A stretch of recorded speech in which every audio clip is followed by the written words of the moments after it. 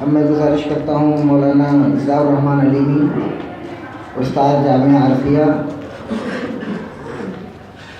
ان کے مقالے کا عنوان ہے ملفوظاتی ادب کا علمی اور اصولی مطالعہ۔ ڈائس پر تشریف فرما معزز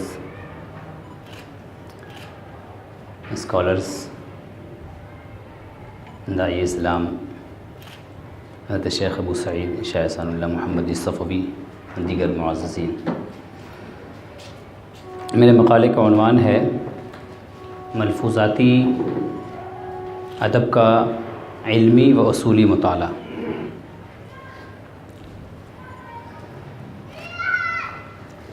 تصوف کا مقصود اصلاح قلب اور تزکیہ نفس ہے، اور اس کا بہت بڑا ذریعہ تصوف کی کتابیں ہیں، اور جس طرح صوفیہ کی قسمیں ہیں اسی طرح ان کی کتابوں کی بھی قسمیں ہیں۔ بعض کتابیں تو وہ ہیں جن میں صوفیہ کے احوال اور مذہب پر محدثانہ انداز میں گفتگو کی گئی ہے، ان کو ہم مسانید سے تعبیر کر سکتے ہیں، جیسے رسالہ قشیریہ، اللمع وغیرہ۔ بعض وہ ہیں جن میں صوفیہ کے اصول و مذاہب کو کلامی یا اصولی انداز میں بیان کیا گیا ہے، جیسے التعارف لمذہب اہل التصوف، آداب المریدین، عوارف المعارف، اور احیاء العلوم، مجموع السلوک وغیرہ۔ کچھ کتابیں وہ ہیں جو اصلاً صوفیہ کے تراجم اور طبقات سے بحث کرتی ہیں، لیکن اس میں ضمناً صوفیہ کے مذہب کے احکام بھی آ گئے ہیں، جیسے امام سلمی کی طبقات الصوفیہ وغیرہ۔ کچھ کتابیں وہ ہیں جن کا تعلق صوفیہ کے ملفوظات و مکتوبات سے ہے، جن کو ان کے مریدین و خلفاء یا تلامذہ نے جمع کیا ہے، جیسے فوائد الفؤاد، مکتوبات صدی، لطائف اشرفی، مکتوبات قدوسیہ، مکتوبات امام ربانی وغیرہ۔ دیگر کتب تصوف کی طرح ملفوظات تصوف میں بھی مختلف علمی و اصولی پہلو پائے جاتے ہیں، چنانچہ ملفوظاتی ادب میں بھی عموم خصوص، اجمال و تفصیل، ابہام و توضیح، مطلق و مقید، قصص و مواعظ، حکم و امثال، محکمات و متشابہات، شطحات اور غلبہ حال کے اقوال و افعال ہیں۔ ان مجموعہ ملفوظات کے بھی علمی، استنادی اور انتسابی لحاظ سے درجات ہیں۔ اسی طرح ان ملفوظات میں مذکور احکام تصوف کے بھی درجات ہیں۔ اس کے بعض احکام ظاہر النص سے حاصل کیے گئے ہیں، تو بعض اشارات النص سے، تو بعض عبارات النص سے، بعض دلالات النص سے، اور بعض اقتضاء النص سے، اور ان سب کے جداگانہ احکام و اثرات ہیں، اور بعض وہ اسرار و رموز بھی ہیں ان ملفوظات تصوف میں جن کو شیخ کامل کی بارگاہ میں زانو ادب تہ کیے بغیر نہیں سمجھا جا سکتا۔ چنانچہ ملفوظاتی جو ادب ہے ان میں جو مختلف پہلو ہیں، مختلف علمی و اصولی جو چیزیں ہیں، ان میں سے بعض چیزوں کا تذکرہ ہم نے کیا ہے، اور اس بات کو بتایا ہے کہ جو علمی و اصولی پہلو ہیں ان علمی و اصولی پہلوؤں کی رعایت کیے بغیر ہم ملفوظات تصوف سے کم حق استفادہ نہیں کر سکتے ہیں۔ چنانچہ ملفوظات تصوف میں مختلف صوفیہ کا ذکر ہوتا ہے، ان سے اقوال، افعال اور احوال منقول ہوتے ہیں جو عدم استناد کے لحاظ سے یکساں نہیں ہوتے ہیں، اور ان کی صحیح فہم کے لیے کچھ اصول اور علمی قوانین ہوتے ہیں۔ جس طرح فقہائے ظاہر کے طبقات ہیں اسی طرح فقہائے باطن کے بھی طبقات ہیں۔ بعض تو ایسے صوفیہ ہوتے ہیں جو عین شریعت تک واصل ہوتے ہیں اور وہیں سے بلا واسطہ احکام حاصل کرتے ہیں، جہاں سے مجتہدین مطلق حاصل کرتے ہیں۔ چنانچہ اس سلسلے میں علماء کی تصریحات موجود ہیں، ان تصریحات و تفصیلات کو میں چھوڑتا ہوں۔ چنانچہ ملفوظاتی تصوف ادب میں طبقات صوفیہ پر توجہ دینا بہت ہی ضروری ہے۔ اخبار صوفیہ کے بھی درجات ہوتے ہیں، اور ملفوظات میں مختلف اخبار صوفیہ منقول ہوتے ہیں۔ اخبار صوفیہ جب ہم کہتے ہیں تو ہماری مراد یہ ہے کہ راویان تصوف نے اپنے مشائخ سے جو بھی چیزیں نقل کی ہیں وہ 3 طرح کی ہیں: اقوال، افعال، تقریرات۔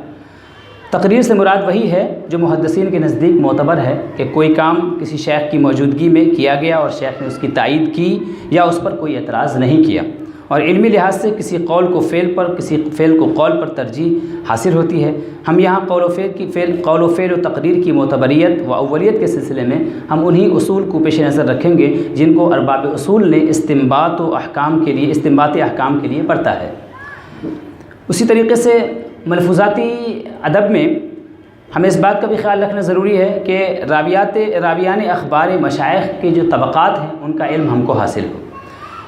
جس طرح محدثین کے ہاں مختلف طبقات ہوتے ہیں، ایسی صوفیہ کے ہاں بھی جو صوفیہ کے احوال، صوفیہ کی باتیں نقل کرتے ہیں، ان راویوں کے بھی مختلف طبقات ہوتے ہیں، اور اس کی تفصیل میں نے اپنے مقالے میں ذکر کی ہے، ان تفصیلات کو میں یہاں پر ترک کرتا ہوں۔ ایسے ہی صوفیہ کے جو ملفوظات ہیں اس میں بسا اوقات جو جامع ہوتا ہے، جامع جو اپنے شیخ کے ملفوظ کو جمع کر رہا ہے، کبھی کبھی اس نے کوئی بات اپنے شیخ سے سنی اور سننے کے بعد کبھی کبھی اس میں اس راوی کے یا جو جامع ہے اس کے اپنے قیاس کا دخل ہو جایا کرتا ہے۔ چنانچہ ہم جب ملفوظات کا مطالعہ کریں تو مطالعہ کرتے وقت اس پہلو کی رعایت بھی ضروری ہے، اس اصولی پہلو کی رعایت ضروری ہے، کیونکہ نبی کریم صلی اللہ علیہ وسلم کے عہد میں بھی ایسا پیش آ چکا ہے کہ مسجد نبوی میں صحابہ کرام جمع تھے، سب یہ بیان کر رہے تھے کہ نبی کریم صلی اللہ علیہ وسلم نے طلاق دے دی ہے ازواج مطہرات کو، تمام صحابہ ثقہ عادل ہیں، اس کے باوجود تحقیق کی گئی، سیدنا عمر نے معلوم کیا تو آپ نے فرمایا کہ نہیں، میں نے ایسا کچھ نہیں کیا ہے۔ پتہ یہ چلا کہ یہ جو روات تھے ان راویان کا یہ قیاس تھا، صحابہ کرام کا وہ یہی قیاس تھا، اپنا اندازہ تھا۔ ایسے ہی ایک اصولی اور علمی پہلو ہے ملفوظات کے اندر، وہ ہے درجہ استنباط۔ چنانچہ درجہ استنباط کا علم ہونا بھی بہت ضروری ہے کہ جب ہم ملفوظات کا مطالعہ کریں تو دیکھیں کہ جو بات انہوں نے اپنے شیخ سے نقل کی ہے اور جمع کیا ہے، جو گفتگو جمع کی ہے وہ کس درجے کی بات ہے، کس درجے کی دلیل سے انہوں نے اس کو مستنبط کیا ہے، اس کی بھی رعایت بہت ضروری ہے۔ احکام طریقت کے مدارج، جو گفتگو جو احکام طریقت بیان کیے گئے ہیں ان احکام طریقت کے اپنے درجات ہوتے ہیں، چنانچہ ان درجات کا علمی و اصولی مطالعہ بھی بہت ضروری ہے۔ ایسے ہی ملفوظات صوفیہ کے اپنے درجات ہیں، یعنی ملفوظات صوفیہ جو ہیں وہ جو صوفیہ سے منقول ہیں وہ دو طرح کے ہیں، ایک تو ظاہر الروایہ اور نادر الروایہ۔ ظاہر الروایہ سے ہماری مراد وہ ملفوظات ہیں جن میں مصنف کی جانب انتساب پر اہل علم کے درمیان کوئی شبہہ نہ پایا جاتا ہو، اور نادر الروایہ سے ہماری مراد وہ ملفوظات ہیں جن میں کہ انتساب میں کوئی شبہہ ہو، انتساب متیقن نہ ہو۔ چنانچہ اس طریقے سے ہم ملفوظات کی معتبریت کو متعین کر سکتے ہیں۔ ایسے ہی کتب و ملفوظات صوفیہ کے باب میں اس بات کی بھی رعایت بہت ضروری ہے کہ ملفوظات کے جامع نے صاحب ملفوظ سے اس کا مراجعہ کرایا ہے یا مراجعہ نہیں کرایا ہے۔ اگر مراجعہ کرا لیا ہے تو اس کی اہمیت تصریف کسی ہو جاتی ہے، مراجعہ نہیں کرایا ہے تو بہرحال اس کا درجہ وہ نہیں ہوگا جو درجہ ہونا چاہیے۔ ایسے ہی نوعیت کلام کی معرفت بھی بہت ضروری ہے کہ ہم صوفیہ کے یہاں دیکھتے ہیں کہ جب ملفوظات میں کوئی بات آتی ہے تو ہمارے شیخ نے ارشاد فرمایا، تو ظاہر سی بات ہے کہ ارشاد کا ایک خاص مفہوم ہے۔ اس ارشاد کا مفہوم وہی ہے جس کو قرآنی تعبیر میں محکمات سے تعبیر کیا گیا ہے، یعنی جو قابل عمل باتیں ہیں، جو بالکل واضح ہیں، 2 4 کی طرح سے ہیں اور ان پر ہمیں عمل کرنا ہے۔ اگر صوفیہ کے ملفوظات کا ہم مطالعہ کرتے ہیں تو ان کے ہاں ہمیں مختلف چیزیں نظر آتی ہیں۔ چنانچہ ایک تو ارشادات مشائخ، جن کو ہم محکمات مشائخ کہہ سکتے ہیں، ارشادات مشائخ، مبہمات مشائخ، حفوات مشائخ، شطحات مشائخ، یہ جو ہے صوفیہ کے ہاں ملفوظات میں تمام چیزیں پائی جاتی ہیں، اور ان تمام کے سب الگ الگ درجات ہیں اور ان کے سب الگ الگ احکام ہیں۔ اور صحیح بات یہ ہے کہ ملفوظات صوفیہ کے باب میں جو سب سے اہم اور سب سے جو نمایاں حصہ ہوتا ہے وہ نمایاں حصہ ارشادات کا ہوا کرتا ہے اور اس پر ہی عمل ہونا چاہیے۔ باقی رہے متشابہات کے اندر جو حفوات اور مبہمات و موہمات و شطحات جو درجات ہیں، ان سب کو محققین کے لیے چھوڑ دیا جانا چاہیے۔ ایسے ہی اس سلسلے میں اور بھی بہت سارے اصول اور بہت ساری علمی و اصولی باتیں ہم نے یہاں پر ذکر کی ہیں، اور انسانی ایسے ملفوظات صوفیہ کا ہم مطالعہ کرتے ہیں تو اس میں بشری پہلو بھی نظر آتے ہیں۔ چنانچہ صوفیہ کے ہاں جو ان کے ملفوظات ہیں اس میں اس بات کا احتمال ہوتا ہے کہ وہ غلب حال کی بنیاد پر کوئی بات کہی گئی ہو، یا سہو ان سے ہو گیا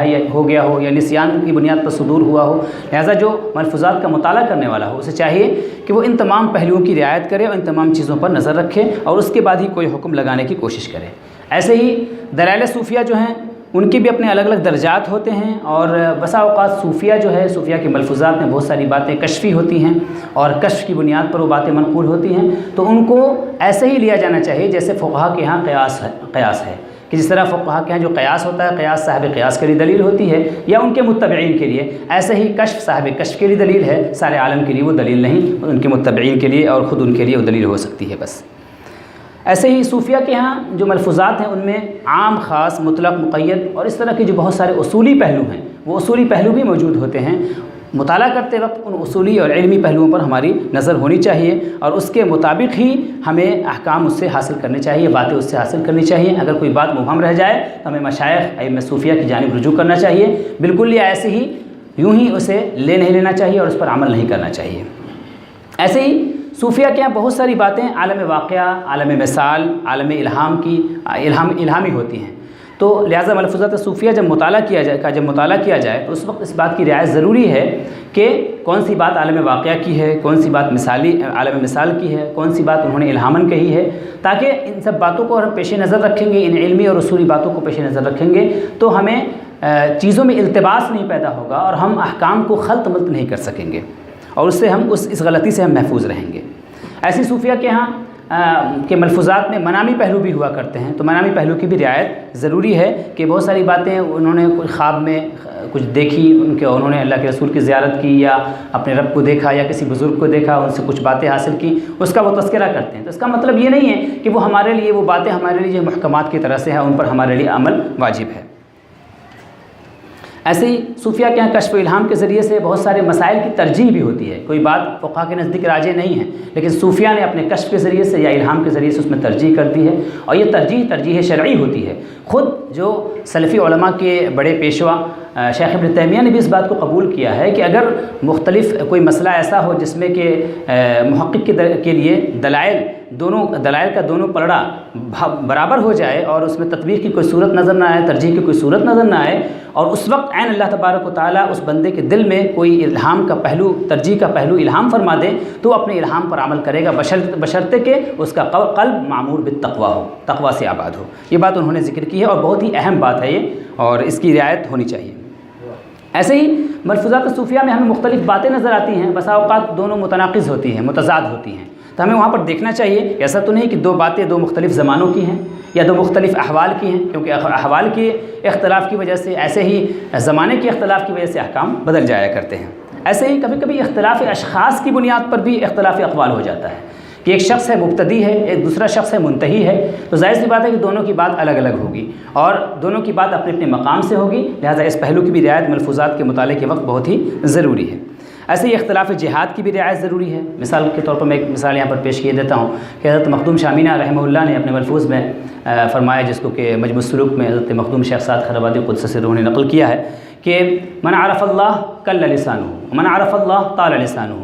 تو ظاہر سی بات ہے کہ دونوں قول میں تضاد ہے کہ جس کو اللہ کی معرفت حاصل ہو جاتی ہے وہ گونگا ہو جاتا ہے، زبان بند ہو جاتی ہے اس کی، اور جس کو اللہ کی معرفت حاصل ہو جاتی ہے اس کی زبان طویل ہو جاتی ہے، لمبی ہو جاتی ہے، یعنی بہت گفتگو کرتا ہے وہ۔ تو ظاہر سی بات دونوں باتیں آپس میں متناقض ہیں، متضاد ہیں، لیکن یہاں پر جہت دونوں کی بدلی ہوئی ہے۔ جہت یہ ہے کہ جس کو ذات کی معرفت حاصل ہوتی ہے اس کی زبان گنگ ہو جاتی ہے، اور جس کو صفات کی معرفت حاصل ہوتی ہے اس کی زبان جو ہے دراز ہوتی ہے، وہ خوب خلق خدا تک اللہ تبارک و تعالیٰ کے اوصاف اور اس کی شان کے بارے میں لوگوں سے خوب بیان کرتا ہے، خوب بتاتا ہے، اور اسی طریقے سے وہ لوگوں کو اللہ کے قریب کرتا ہے۔ اسی طریقے سے